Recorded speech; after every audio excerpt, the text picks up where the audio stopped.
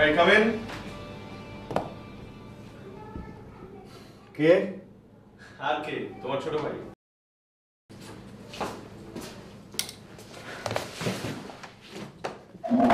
কেমন আছো? আচ্ছা শহীদ, তোকে আমি হাজারবার না করেছি যে আমার লেখালেখির সময় তুই আসবি না। তুই এটা বুঝিস না যে মনোসংযোগ একবার নষ্ট হলে সারাটা দিনই মাটি? আচ্ছা, আমি কি সবসময় তোমাকে ডিস্টার্ব করার জন্য আসি? হ্যাঁ, আমি তোমার ছোট ভাই, এরকম করো কেন? তাহলে শোনো, আজকে আমি এসেছি খুব ইম্পর্টেন্ট একটা কাজে। কিরকম? তোমাকে আজকে আমি আমার সাথে করে নিয়ে যাব একটা খুব স্পেশাল একটা জায়গায়। আমি? কোথায়? আগে বলো, আজকে কয় তারিখ? 12 তারিখ। ও, তার মানে তুই আজকে রূপার সঙ্গে দেখা করতে যাবি? শুধু আমি একা নয়, আমার সাথে তুমিও যাচ্ছ। আমি? জি। অসম্ভব। আমি কোনোভাবে যেতে পারবো না, কোথাও যেতে পারবো না, আমার হাতে অনেক কাজ। এই যে, একদম নাটক করবা না ভাই। আমি তোমাকে যতদূর চিনি, তুমি অনেকদিন যাবত বাইরে যাওয়ার জন্য ছটফট করছো, আর এই সুযোগ তুমি মিস করতে চাও না। চলো রেডি হয়ে নাও, নাহলে কিন্তু ট্রেন আমাদেরকে ছেড়ে চলে যাবে। চলো চলো চলো। আরে বাবা, আমার হাতে অনেক কাজ, বললাম তো। দুদিনের মধ্যে আমার 2টা গল্প রেডি করতে হবে, আমার মাথায় কোনো গল্পই আসছে না। আর তাছাড়া তোর সঙ্গে আমি কেন যাব? একটা ভালো গল্পের খোঁজে যাবে। শিওর? চলো রেডি হয়ে নাও, চলো। আরে উঠো তো, তুমি উঠো, রেডি হয়ে নাও। আমি একদম রেডি হয়ে চলে এসেছি, ট্রেন আর মাত্র 20 মিনিট ছাড়বে। চলো চলো চলো। আরে আমার তৈরি হতে হবে তো, না? যন্ত্রণা। 2-1 মাস পর পর ভূত হয়ে হাজির হোস আর ঝামেলা। শুনো, এই পৃথিবীতে তো তুমি ছাড়া আমার আর কেউ নেই, তাই ভালোবাসার মানুষটাও তুমি আর জ্বালাবার মানুষটাও তুমি, বুঝছো? শুনছো?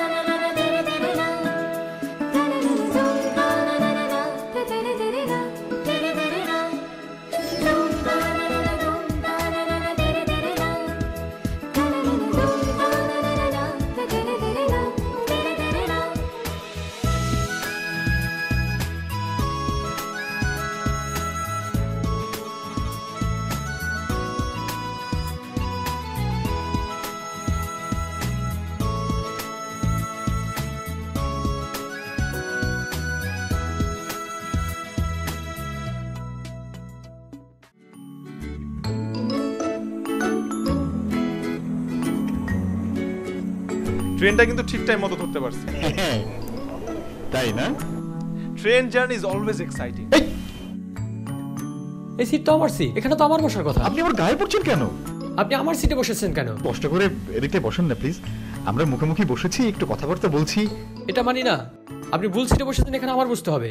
যদি নিয়ম লঙ্ঘন করা হয়, দেশের ক্ষতি হবে, জাতির ক্ষতি হবে, বাংলাদেশ রেলওয়ের ক্ষতি হবে। এ ক্ষতি মানা যাবে না দেশের এবং জাতির। কি হলো? আপনি কি করছেন এখানে? আসলে আমার পাশে আসো।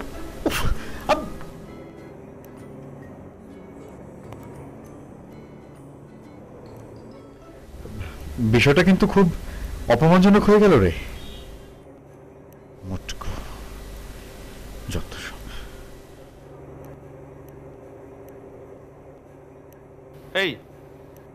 এই যে মিস্টার, আপনার টিকেট নাম্বার তো 80, আপনি 2টা সিট নিয়ে বসেছেন কেন? আমার 2টো সিটই লাগবে। আমার প্রস্থ অনেক বেশি, দেখছেন না? আমি অনেক মোটা, দেখছেন না? একটু কম কম খান, তাহলে প্রস্থ একটু কমে যাবে। খাওয়া কমিয়েছে কিন্তু লাভ হচ্ছে না। আমি মোটা, মানে মোটা হয়েই যাচ্ছি।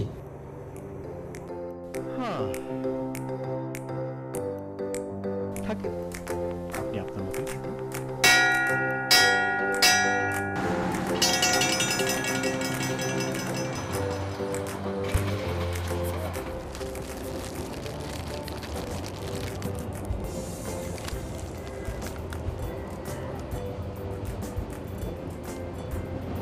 বলো।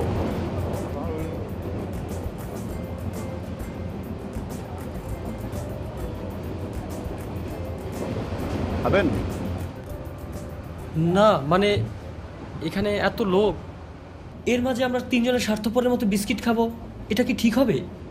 একদম ঠিক হবে না। তাহলে থাক থাক।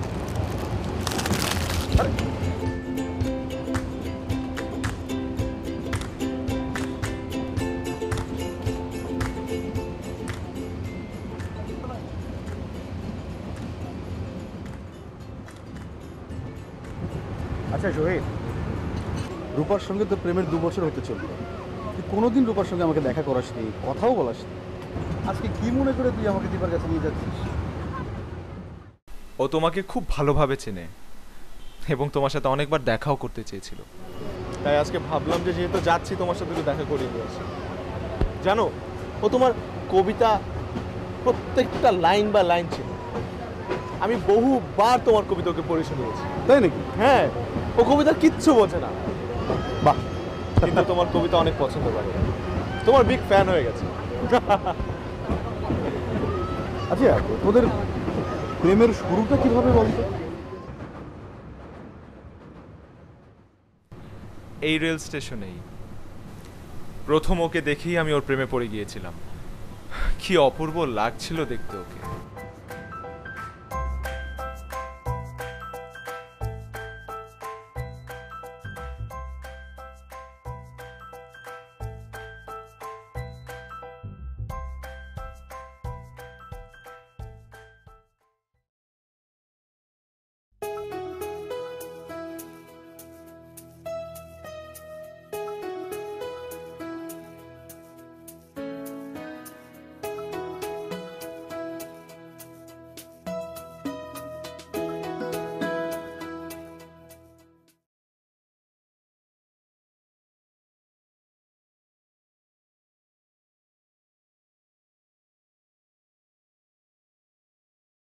হাই ছোট,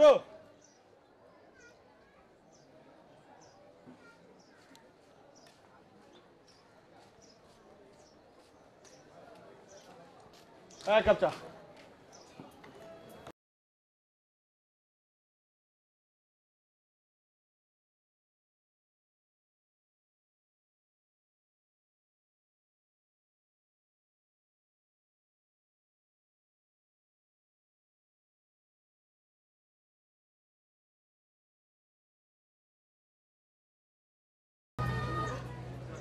আমাকে কিছু বলছেন? আমার জানা মতো এখানে আমরা তিনজনই আছি, আর আমি যতদূর জানি আমি চাটা ওকে সাধিনি। তোকে সাধেছি? আপনাকে বলছি, চা খাবেন? No thanks. আপনি আবার উল্টাপাল্টা কিছু চিন্তা করবেন না যেন। আমি কিন্তু অজ্ঞান পার্টির লোক না। ইভেন আপনাকে অজ্ঞান করে আপনার সর্বস্ব নিয়ে যাওয়ার কোনো পরিকল্পনাও আমার নেই। জাস্ট চাটা মজা হচ্ছে তাই পড়লাম। আর একা একা চা খেতে কোনো শান্তি নেই। আচ্ছা ঠিক আছে। রাইট।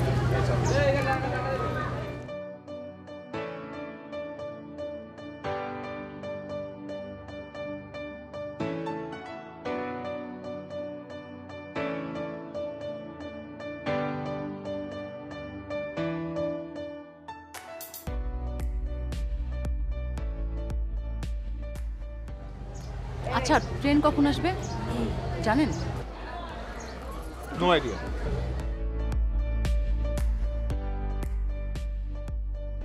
কেমন? ভালো। আপনার কেমন কেমন লাগছে না? মাথা ঘুরাচ্ছে না? আপনি তো এখন অজ্ঞান হয়ে যাবে। কি?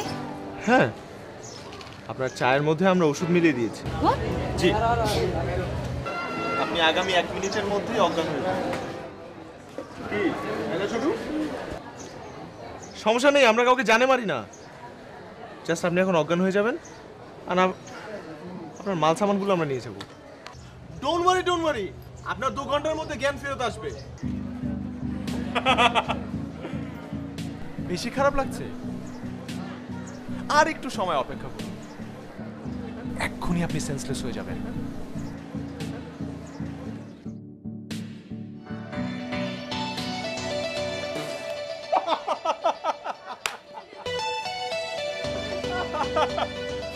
আপনি তো দেখছেন এটা ভিতর ডিম। হ্যাঁ, আচ্ছা আপনার কি কোনো দিক থেকে আমাকে অজ্ঞান পার্টির সদস্য বলে মনে হয়? হ্যাঁ, শুনুন, আমি কিন্তু উচ্চ বংশীয় একটা পরিবারের ছেলে। আমার নাম মোহাম্মদ শহীদুল ইসলাম। আমাকে নিয়ে এসে উল্টাপাল্টা চিন্তা করবেন না। বাই দ্য ওয়ে, কোথায় যাচ্ছেন? নানুর বাড়ি, ব্রাহ্মণবাড়িয়া। আপনি? ঢাকা। আমি ঢাকা থেকে এসেছি, যাচ্ছি ব্রাহ্মণবাড়িয়ায়। ভালোই হলো, তাই না? ভালো হলো কেন? না মানে আমরা একই রুটে যাচ্ছি, একই জায়গায় যাচ্ছি, ইভেন একই ট্রেনেও হয়তো বা যাচ্ছি। না মানে আপনি যদি অজ্ঞান টজ্ঞান হয়ে যান তখন আমি আপনাকে ক্যারি করে নিয়ে গেলাম। No thanks, I can take care of myself. Okay, you can take care of yourself. আচ্ছা, আসলে না আপনার মুখে এটা একদমই মানায় না। যে মেয়ে ভয়ে কাঠ হয়ে যায় সেকেন্ডের মধ্যে, তার মুখে এটা একদমই শোভা পায় না। এখানে হাসার কি হলো? জানেন তো, বোকার আপনার মতো বেশি হাসে। আমার মতো? কত টাকা হয়েছে?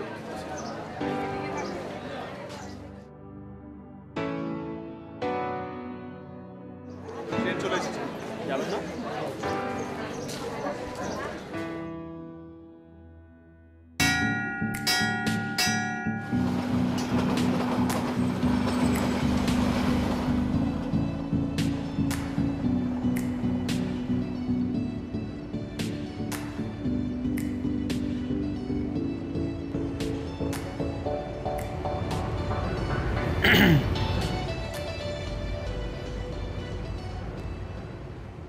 জগতের শ্রেষ্ঠ বই হচ্ছে মানুষের মন।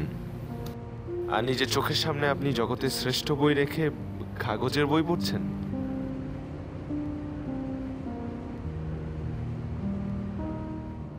আমার সামনে যে শ্রেষ্ঠ বইটি আছে তার মধ্যে ইন্টারেস্টিং তেমন কিছুই নেই, তাই বাধ্য হয়ে কাগজের বইটি পড়ছি।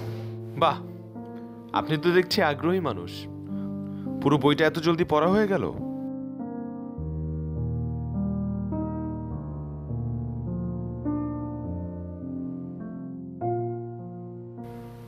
বাই দ্য ওয়ে, আমার নাম মোহাম্মদ শহীদুল ইসলাম। আপনি আমাকে শহীদ বলে ডাকতে পারেন।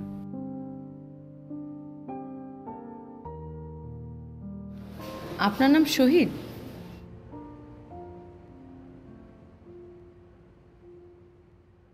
আপনার নাম শহীদ? স্পা ব্যালেন্সড পানি, মাথায় রাখিস ব্যালেন্সড পানি। স্পা, পানির জন্য ভালোবাসা। হিদুল। হ্যাঁ, হিদুল মানে? আপনি আমাকে কেন হিদুল বলে ডাকবেন? আমার নাম তো হিদুল নয়। হ্যাঁ, আপনি শহীদুল্লাহ থেকে ল বাদ দিয়ে শহীদ বানিয়েছেন, তাই আমি হ বাদ দিয়ে হিদুল বানালাম। আজকে থেকে আপনাকে সবাই হিদুল নামেই ডাকবে।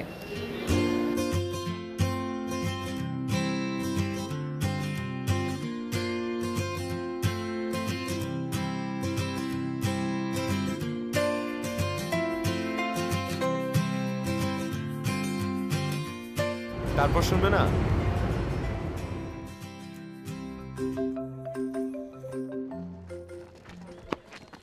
কিছু বলবেন? আপনার ফোন নাম্বারটা দেওয়া যাবে? Phone number? এক কাজ করুন, আপনার ফোন নাম্বারটা আমাকে দিয়ে দিন। আমার যদি আপনার কথা মনে পড়ে তাহলে আমি আপনাকে ফোন দেব, ঠিক আছে?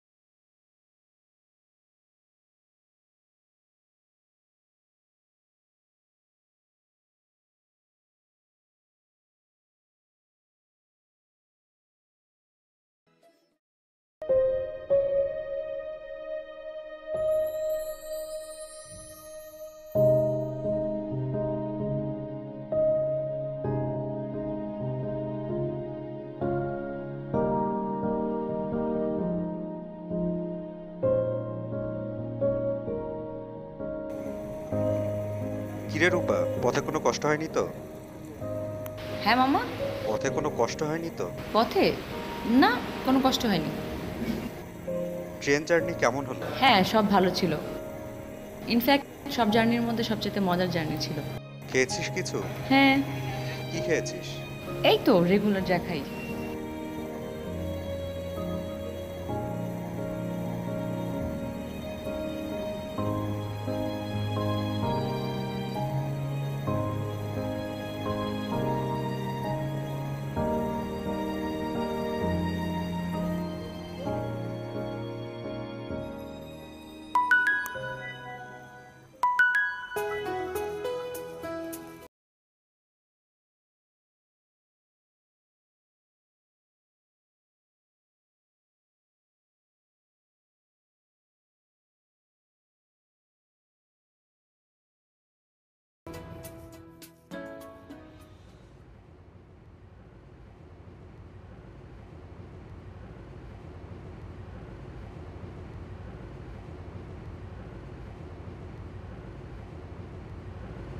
খুবই ইরিটেটিং। তুই আমাকে না এই একটা গল্পের খোঁজে এমন জায়গায় নিয়ে এলি, একটা মস্ত গল্প এখন আমার সামনে। আমি তো তোমাকে এই গল্প শোনাতে চাইনি, এই গল্প দেখাতে চাইনি। না, সেটা আমি বুঝতে পেরেছি। তুই আমাকে এই গল্প শোনাতে চাসনি। কপাল কপাল আমার কপাল। দেখো না কি যত্ন করে চুল আঁচড়াচ্ছে।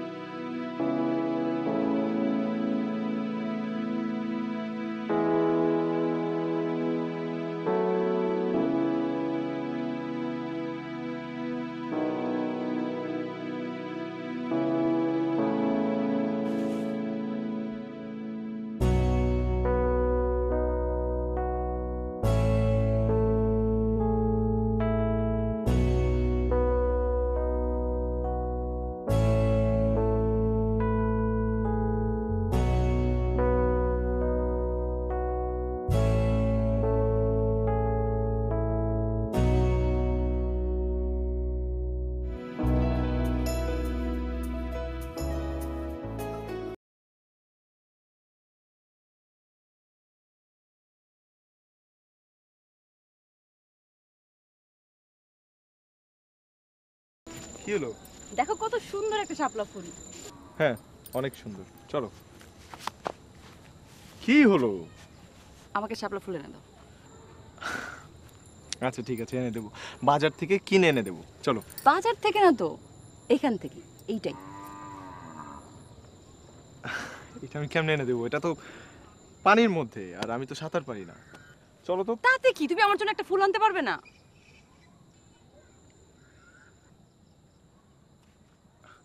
আমি সত্যিই সাঁতার পারি না। পারবো না।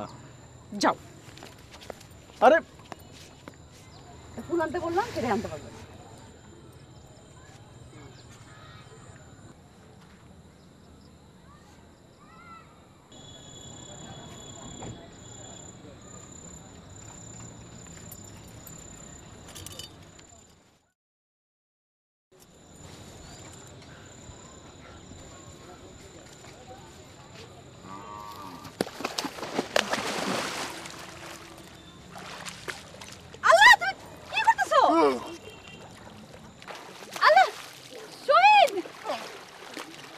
বাঁচাও!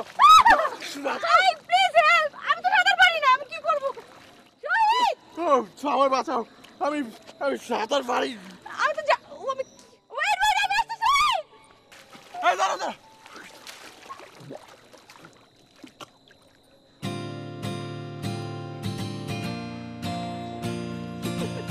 তোমার শাপলা। তুই কি পাগল? আগে উপরে আসো, শাপলা পড়ে।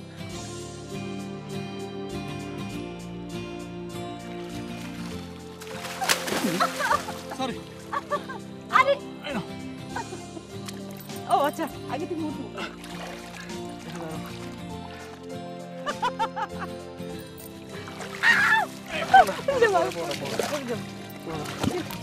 বসো। Thank you so much. কি সুন্দর না কালারটা? হ্যাঁ, আমার কালারটাও তো সুন্দর হয়ে গেছে।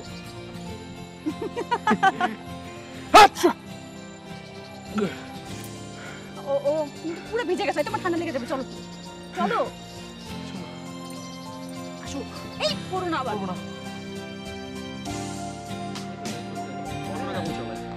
যাচ্ছ কোন রকম?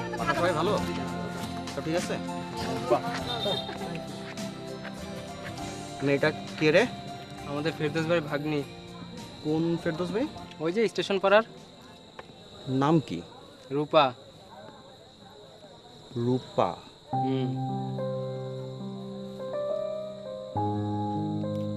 রূপা।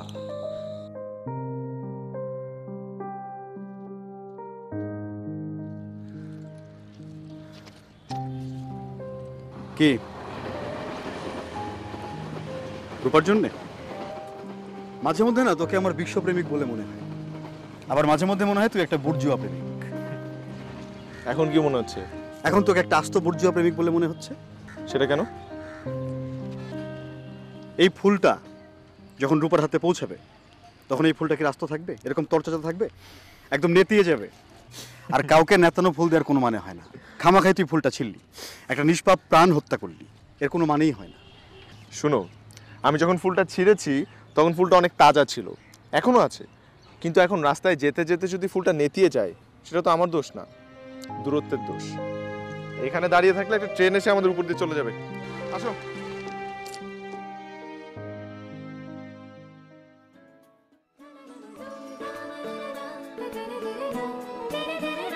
জমে আছে কত কথা, যেতে তোমায় দেব না। জমে আছে কত কথা, যেতে তোমায় দেব না। ভালোবাসা ভালোবাসা ভালোবাসা ভালোবাসা, আর কিছুই তো চাইব না, চাইব না। আমার এটাই লাগবে। তোমার এইটাই কেন লাগবে? কারণ এটা আমার মায়ের রেখে যাওয়া শেষ স্মৃতি, আর আমি ওটা হারিয়ে ফেলেছি।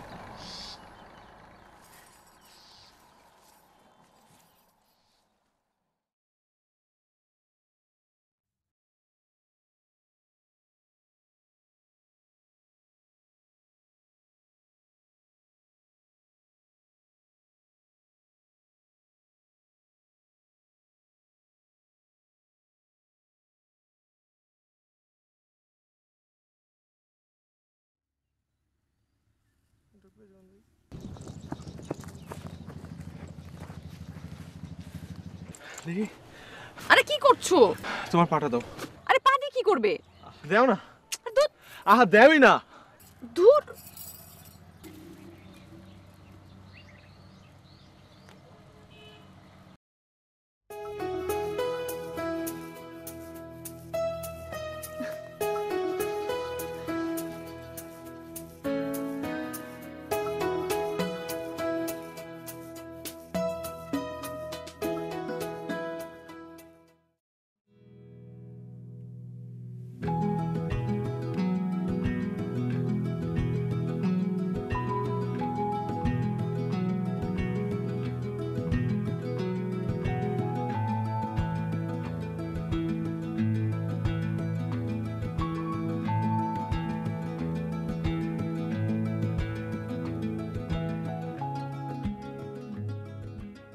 বাহ, চমৎকার, অসাধারণ।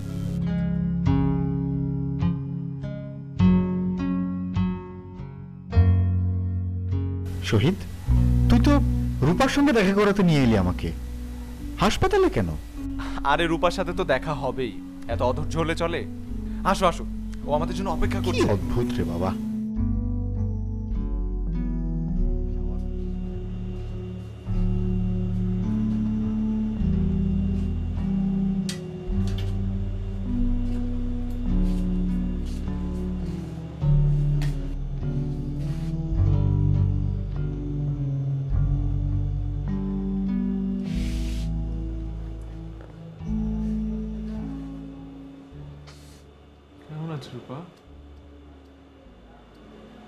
দেখো দেখো তোমার সাথে দেখা করতে আজকে কে এসেছে? আদনান ভাই, মনে আছে তার কবিতাগুলো আমি তোমাকে পড়ে শোনাতাম? ওই যে ওই কবিতাটা আমার খুব প্রিয় ছিল।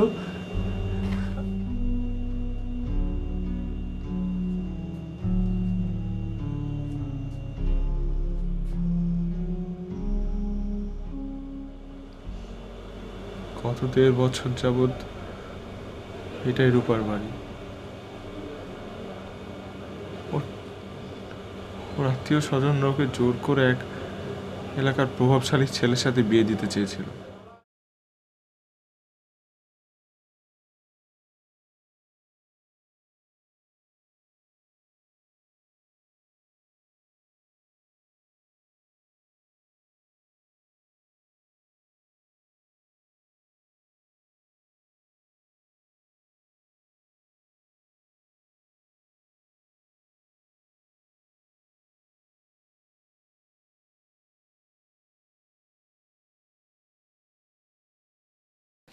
আরে আরে আশ্চর্য, আপনি সেটা থামাচ্ছেন কেন? আচ্ছা মানে একটু মানে আপনি মানে আমাকে যেমন ভাবছেন আমি সেমন ছেলে না। By the way, Pran. Excuse me? ও সরি। আপনি আপনি তো রূপা না? হ্যাঁ, কিন্তু আপনি আমার নাম কিভাবে জানেন? নাম জানছি এটা আসলে খুব বড় ব্যাপার না। আমি আসলে যে জন্য রিক্সাটা দাঁড় করাইছি, আপনার বাসার অ্যাড্রেসটা কি আমাকে একটু বলা যায়? বলবেন কি না? মানে আপনি অনুভবে নিয়েন না প্লিজ। আমি বাসা একটু এক্সকিউজ মি, আপনার সাথে আমার কথা বলা ঠিক হচ্ছে না। আপনি প্লিজ আপনি জান তো, আপনি জান না, আপনি দাঁড়িয়ে আছেন কেন? বাসার অ্যাড্রেসটা। সরি ভাই, প্লিজ জান তো, জান না।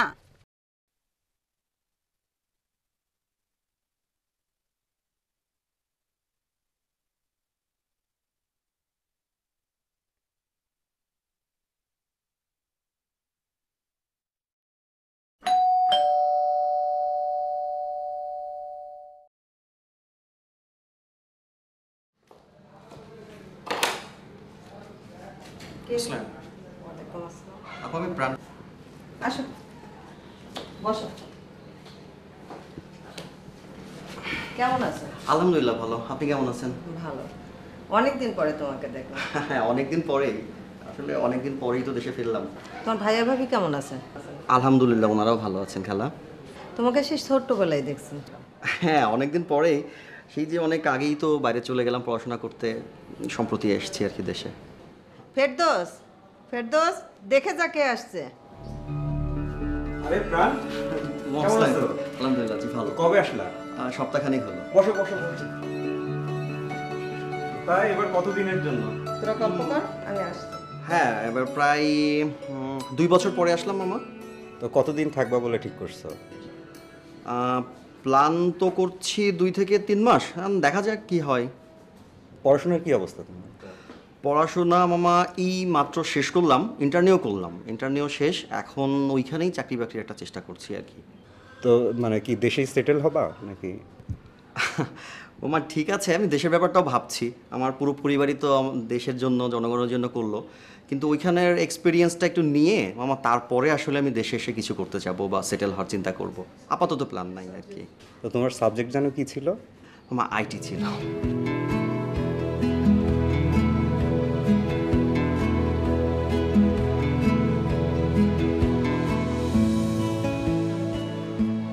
মামা আসলে সেই অর্থে সেরকম কোনো প্ল্যান নাই, তবে ভাইয়া ভাবি আসলে বিয়ের জন্য খুব প্রেশার দিচ্ছিল। আর সত্যি কথা বলতে আমিও ভাবছি যদি ভালো কোনো পাত্রী পাওয়া যেত তাহলে হয়তো বিয়েটা করেই ফেলতাম, এই আর কি মামা। আমাদের রূপাই তো আছে। রূপা?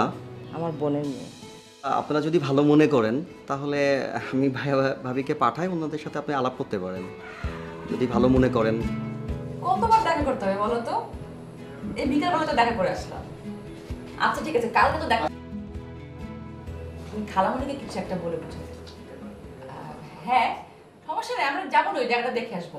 এই খালামণি আসছে রে, আমি তোকে পরে ফোন দিচ্ছি। হ্যাঁ হ্যাঁ কি করিস? জি খালামণি, এই তো বান্ধবীর সাথে ফোনে কথা বলছিলাম।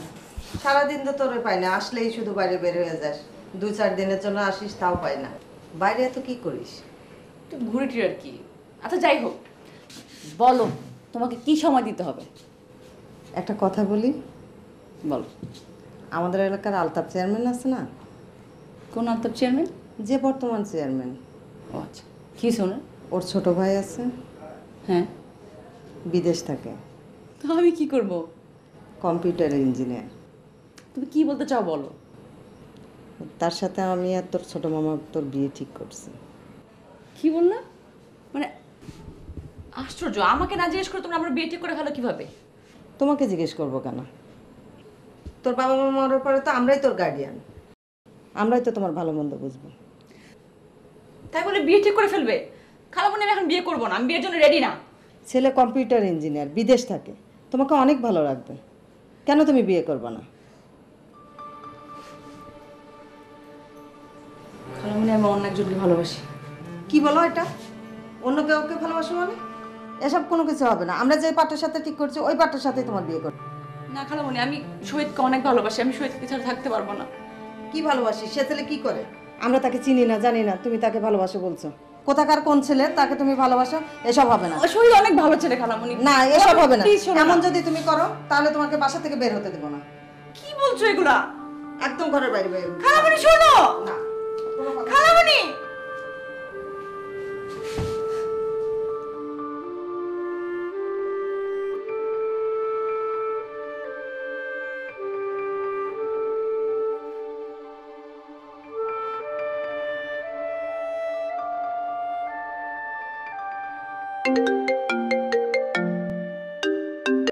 হ্যালো। হ্যালো শহীদ। হ্যাঁ রূপা, বলো। মামা আমার বিয়ে ঠিক করে দিছে। মানে? আমি অনেক ট্রাই করছি, বাট ওরা আমার কথা কোনোভাবে শুনতেছে না। আমাকে জোর করে এক ঘরের মধ্যে বন্দি করে রাখছে, আমাকে বেরোতে দিচ্ছে না। আমি কি করব? আমি অন্য কাউকে বিয়ে করব না। আচ্ছা আচ্ছা, তুমি তুমি শান্ত হও। শোনো, তুমি আমার কথা একদম ঠান্ডা মাথায় শোনো। তুমি যেভাবে হোক, যেমনেই হোক, সবার চোখ ফাঁকি দিয়ে তুমি বাসা থেকে বের হও। দরকার হলে এক কাপড়ে বের হও, আমি আসছি। তুমি চেষ্টা করো, যেমনে হোক বের হও, আমি আসছি। জানি না আমি, বাট আমি চেষ্টা করছি। তোমার অন্য কাউকে বিয়ে করতে হবে না, আমি আসছি। আচ্ছা ঠিক আছে, এখন রাখি। মামি মনে হয় রাখি আমি।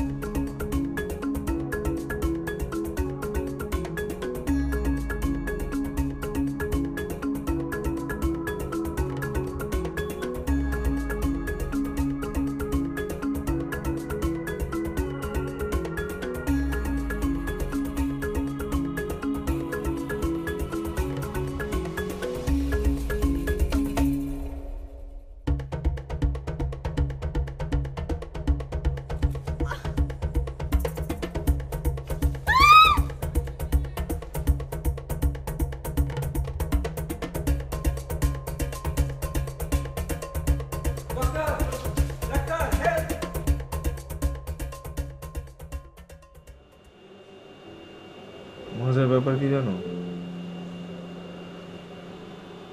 কোমায় গিয়ে রূপা এখন শুধুমাত্র আমার হয়ে গেছে। সুস্থকালীন অবস্থায় ওর উপর অনেকের অনেক দাবি ছিল, শুধু আমার কোনো দাবি ছিল না। আর এখন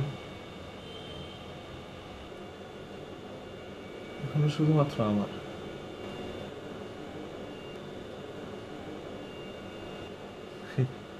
অর্ধমৃত মানুষটার উপর কেউ কোনো দাবি খাটাতে আসে না এখন। কেউ একবার কোনো খোঁজও নিতে আসে না ও কেমন আছে।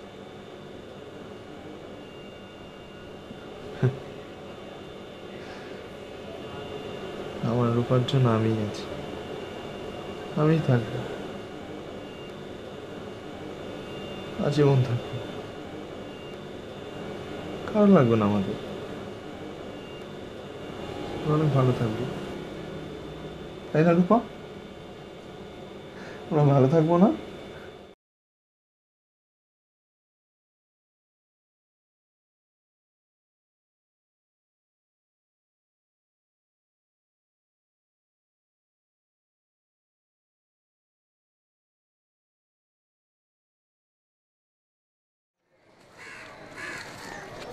এটাই ছিল ওর সাথে আমার শেষ কথা। নিশ্চিত সুখ আর মহিমানিত জীবনের হাতছানিতে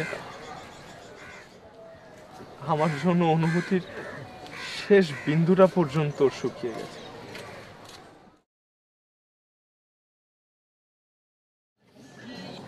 তুমি জানো, প্রত্যেক মাসের এই 12 তারিখের জন্য আমি অপেক্ষা করি, কারণ এই 12 তারিখেই আমি ওর সাথে দেখা করতে পারি। একটু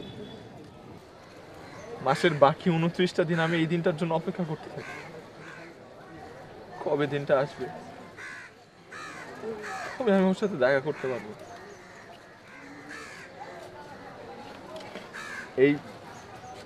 এই ব্যাগটার ভিতর কি আছে জানো? এই ব্যাগটার ভিতর আমার সেই গুছানো জামা কাপড়গুলো আছে, যেটা নিয়ে আমি ওর সাথে পালিয়ে যেতে চেয়েছিলাম, সংসার সাজাতে চেয়েছিলাম। আমি এখনো অপেক্ষা করি ওর জন্য। যদি ও কোমা থেকে ফেরত আসে, যদি আমার রূপা আমার কাছে ফেরত আসে, সবসময় প্রস্তুত থাকি।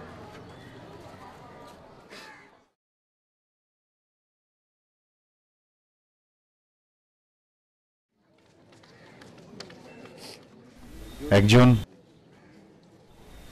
অর্ধমৃত মানুষের স্মৃতি বয়ে বেড়ানোর কোনো মানে হয় না। ভালোবাসার মৃত্যু নেই ঠিক, কিন্তু স্থানান্তর তো আছে।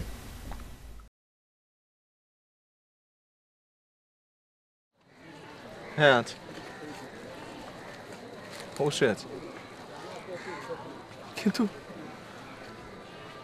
ও যখন সুস্থ ছিল তখন তো আমি ওকে অনেক ভালোবাসতাম।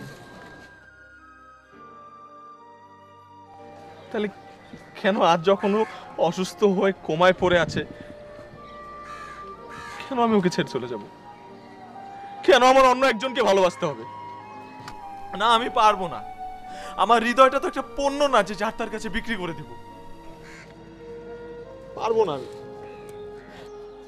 কখনো পারবো না।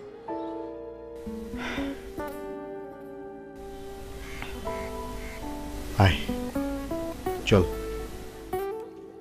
ট্রেনের সময় হয়ে যাচ্ছে। ওঠ ওঠ ওঠ তো।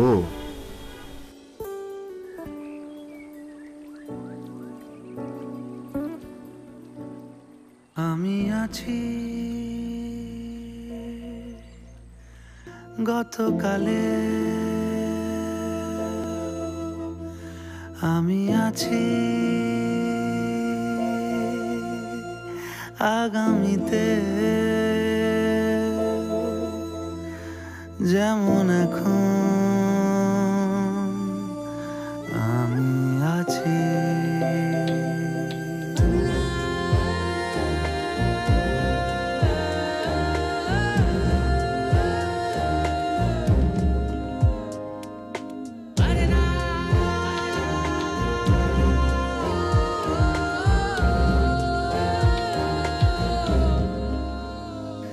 আমি আছি, তুমি আঙুল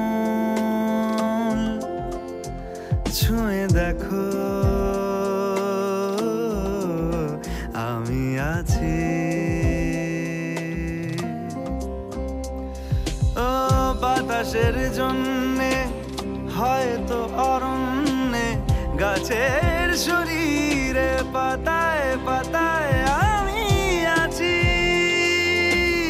হয়তো আষাঢ় মাসে নরম হাতের পাশে একলা ছাতায় আমি আছি। আমি আছি আগামীতে, যেমন স্পা ব্যালেন্সড পানি। মাথায় রাখিস ব্যালেন্সড পানি। স্পা পানির জন্য ভালোবাসা।